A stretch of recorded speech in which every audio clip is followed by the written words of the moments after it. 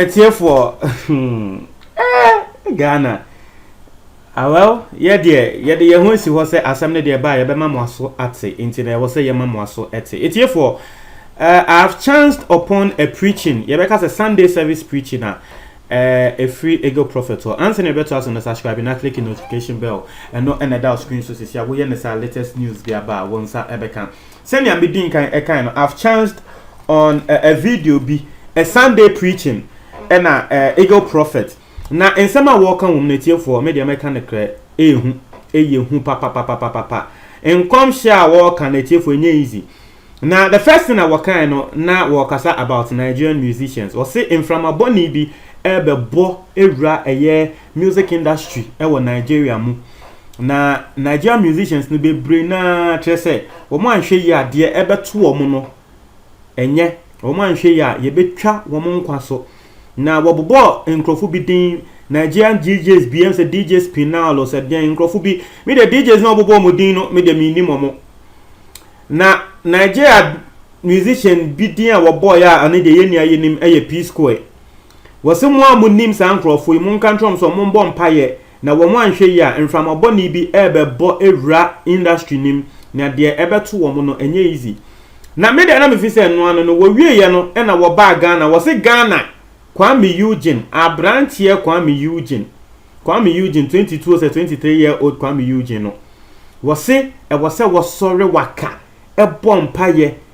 udo Kwame Eugene na trese wuti asem wei e wo se wo hya ase se wo bɔ mpaye ma Kwame Eugene because enkrofo afa Kwame Eugene ne pictures afefa Kwame Eugene nyama de kokoko shrines ewo baby bebre trese enye nipa ba ko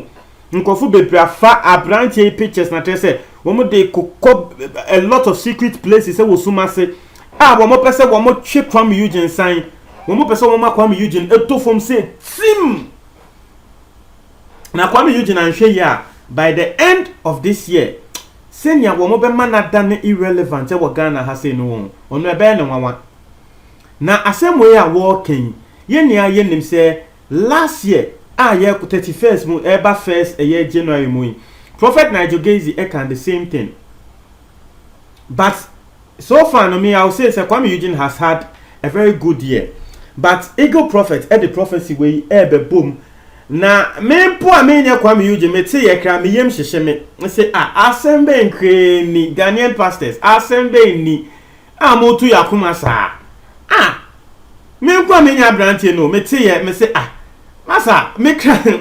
me yem hyehye me Kwame Eugene etiefo eni easy o na me de okan ya esanso no before I make enokan no wo say yanhwe ya Kwame Eugene wo better irrelevant na Kwame Eugene ankasa man notice interviews bi a wo ye I think or granting interview bi last week and this week mo and we granted a lot of interviews woni nkofo bebre akasa Sammy Flex money nyama na Kwame Eugene ankasa wo se de wo no ankasa wo suro sisi an say wo better irrelevant because onim say Ghana for there ye pagya wa yan so na ebesan so ejai omu na wa hwefom na sisi ade se na Ghana for pagya no wo bompa is still Ghana for beso ni musa na nkofu bebre abate se wo no a ende wo mo ye irrelevant it no Kwame Eugene that is what he's afraid of to be irrelevant no eno na eya ade a wo suro e wo the music career mu nti me nim se eno na wo sofo we wo te ya wo de because wo say ya ade a wo so nda ya wo hu ye nti meaning say eno no te ya se be wokoda ya wo de so nda ye ebema prophecy we ene de mean to me ntre but that is what he's saying now the second prophecy on Kwame Eugene was so the boss so etiefo say e ma makoma 2 ye kran ne say wo say Kwame Eugene won hwe ne fiefo ye na nyankopon yi tre no say na Kwame Eugene tu kwan ko se bebi a wo free ekrasi a wo free ni hometown abro ni be se hometown na Kwame Eugene ekọ ni hometown no e na trese wonya aka akwanhia a wo free mu ya te se de eboni eto no eboni nso se be na wo kọ ne maame ho e wo em se bebi a wo mu free ati ase e wo sunyane e na eto eboni wo se Kwame Eugene so nyankopon yi a kire no se eno ene dia enkrofo be ahyehya ma no nti wanhwe yi a next year wan hwe ya akwanhia beto na Kwame Eugene ye be cut ne life short inti won sorry mpaye etiefo o kan se na me say mesremu asofo ba se ya mo hwehwe nkrofo ne nkan kire wo mo senior na America no me amenya Kwame Eugene kra me tie me yem hyehye me ema abrantie no me yem hyehye me ma abran adan media men ka say ebia fake prophecy and men ka say we you but yes you are putting fear into people. A lot of people love this guy. He's a young guy. Be can say like we are there. I say men crazy. How many times ni yenka? Ye kwa kan na nso for na ba say Nyankopon ka kire no say Nyankopon ka kire no say won ka no san na wo ka no. Yesre mo Nyankopon wo yi kire mo no me ye sure pa say Nyankopon kan kire mo say mo mbra abonten emeka na publicly say. Na Bible mo ka ye hu ye. Edifo akese e wo Bible mo wo munya eye eyi kire na edifo no wo mo nante ekọ nipa na Nyankopon yi asem na kire mo no mo akoka. Mwana moka say yenji insemi ndim sebe o Bible no mwana moka say yenji nti aden na you people are not doing things according to the Bible because Bible no there man teda say edifo bi wo hu ade e wo bi hu no wo kogina abonte no kan say mehu say nipa we bewu mehu say hini we bewu da bi enya Samuel mu nia Jeremiah mu nia wo mu nia wo mu nante kwa nkrofo ne ho ekoka kire nkrofo no nti na de na mu ntumi nye saa. Na asemwe nkofo bebre comment sa video we eyade a viral pan nsem we a Ego Prophet odi atodwa no ebi mo comment ebi mo bo Ego Prophet echi said de wo ya na nye ebi mo nso ka say we dear you are a correct man of God. Na asema wo bi atone say Father or say Father Lord please protect Kwame Eugene from Mother Ghana and any asema wo bi eka wo bi say wow Father preserve the lives of these ones in Jesus' name. And also, ne asema will be can will be better. Amen. Will be say God, please intervene. Into wo share the airbar. Womo support Ego Prophet no can say Nyankopon embremu. Will be also say Rockstar will not die in Jesus' name. He is saved in the blood of Jesus. Back to the sender. And only asema will be so can. Will be say God reveals to redeem. Bro, pray, okay? And only asema will be so can. We say pastors and prophets of these days don't receive revelation about their family or congregations. Always is celebrities or high-profile personalities. I don't know if they want attention or what. Now, as I'm where Nepakune can, I'll bet to differ.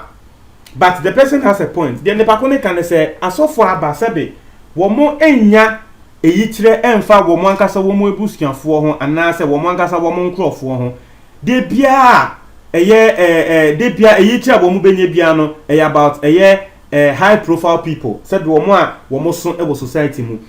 Na meka as a Christian no mehu be meka say minima sofu bebra womo nya eyitre efa womo ankasa womo ebusuafo ho. But one ba bonten meka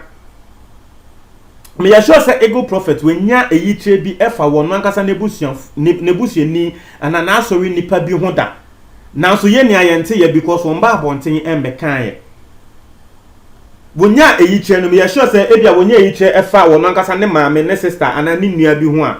Ego Prophet mbeko ne nua no ho na waka. That is exactly what I'm saying. We are wonya afa Kwame Eugene hu memba bonten embekan. You are causing fear and panic. And nothing na ma parliament o ma yo ma just na ko mbe hyehyɛ mbra say asofo a wo mo beba abonti aba BBC ye bechi omo atum no na Ghana de enim no ye ba ne ye ka say ye hyehyɛ mbra say asofo no be so wi etia say hey but de mo ye no yesre mo say bia so ni ye ne ye kobio me sofo ohun ade papa che say wo betumi ehun ade aka wo be ka say hey ade asofo ya ken de but won hu obi ade a wo che say won boss asori dem cry asori dem no won hu ade emfa obi hu a won boss cry asori dem da obi say ya po asori a na wa friend nipa kono atre ne say ni e na ekoso wo wabra bom nipa say ana kwantre say na eso ye eno cry asori dem na ya asori pe no won boss because onim say eye eyichi Nyankopon yi atre no Inti no eya mo nko hu nkrofo no na mo nka. Me problem no. I believe in prophecy. I believe in prophecy because yes, metumi aka say asofo ehu nyama afa me ho a metumi aka say eye ne kre a ende e wo me life me experience and sofo aka say we say besi wo wabrabom a me experience sisi a. Inti I believe in prophecy. But the way you say it no and no and me eye me how will be say wow look, it's your son or your family members will die, God will punish you. And only as will be so can me dear, I'm not saying God will punish a good prophet. I'm not saying say ebia nebusian for na de come so, but the way we keep doing these things no and no me how me sremo mon try mo adwon comment box mu, but any did attempt mon try mo adwon for me that say